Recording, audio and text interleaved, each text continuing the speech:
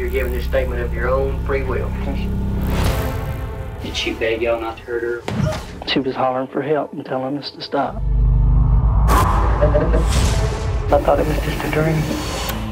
Just a dream. If I wrote The Innocent Man as a novel, folks probably wouldn't believe it.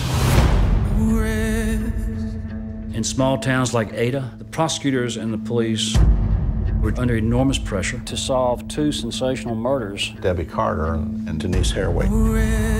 Debbie's body was lying naked on the floor. She had a cord wrapped around her neck. People started calling in about Ron Williamson And Dennis Fritz. The town was in disbelief. And then 2 years later, Denise Haraway disappeared. The police charged Tommy Ward and Carl Fontenot. She goes, Tommy, I didn't think you'd ever do anything like this. Once the confession tapes were played, these people were guilty. If it wasn't true, you wouldn't say it. This is like a damn game, man. What's that?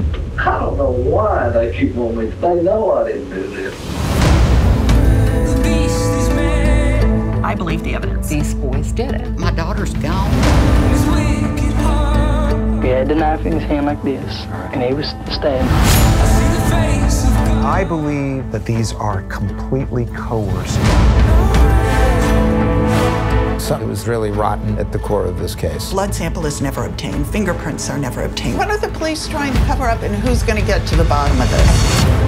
How close did you come to being executed? 5 days. The fact that your life can be taken away that easy is horrifying. We just don't expect the police to play dirty. It's all about winning.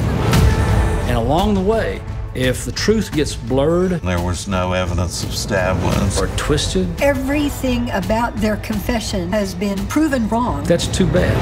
I believe the men who are in jail are not the men who did it. They're replacements for the real people. This is going to happen again. Don't think otherwise.